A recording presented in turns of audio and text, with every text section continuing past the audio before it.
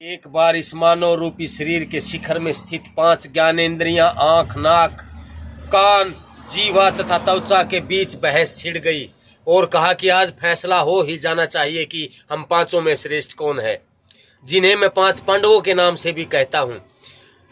पहले आंख ने कहा कि मैं ही श्रेष्ठ हूं, क्योंकि इस सुंदर संसार का दर्शन इस शरीर को मैं करवाने में सक्षम हूं, और क्योंकि मैं अग्नि की सूचक हूं, सबको जला सकती हूं, नष्ट कर सकती हूं, इसलिए मैं ही श्रेष्ठ हूं। इस पर जीवा हंसने लगी और कहा, बंद कर अपनी बकवास, सबसे श्रेष्ठ मैं हूं, क्योंकि मैं ही शरीर को चलाने के लिए भोजन ग्रहण करवाती हूं, खट्टे मीठे कड़वे तीखे का एहसास कराती हूं, और जल की मैं सूचक हूं, तुझे भी बुझा सकती हूं, इसलिए मैं ही श्रेष्ठ हूं।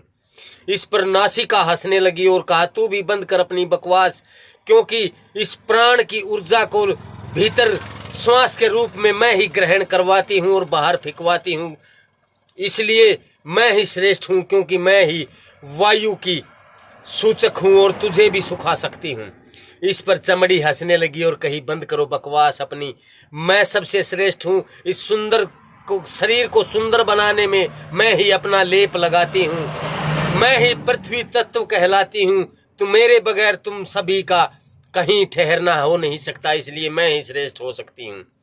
इस पर कान हंसने लगे और कहने लगे, तुम सब अपनी बकवास को बंद करो, क्योंकि मैं ही इस शरीर में नाद रूप में स्थित हूं, आकाश तत्व मैं कहलाता हूं, और आकाश सबको अपने में समा लेता है, इसलिए सबसे श्रेष्ठ मैं हो सकता हूं। इस पर सूर्य देव हंसने लगे और उन पांचों ने सूर्य की तरफ देख कहा, हे देव तुम क्यों हंसते हो?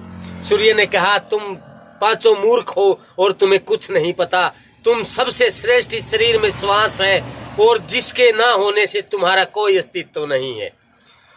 इस पर उन्होंने कहा कि इस पर ऐसा आप कैसे कहते हैं, हमें इसका बोध करवाएं।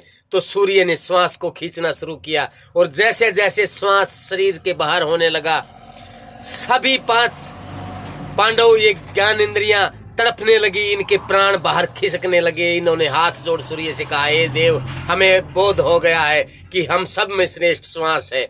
इस पर सूर्य ने कहा कि जो भी मानव अपने भीतर एकांत में श्वास पर ध्यान लगाएगा, वो मनुष्य अपने भीतर पूरे ब्रह्मांड को जीवित पाएगा। उसके बाद फिर उस मानव को ना कोई भ्रम भटकाएगा, अपने भीतर आत्मबोध को उपलब्ध वो नर हो जाएगा।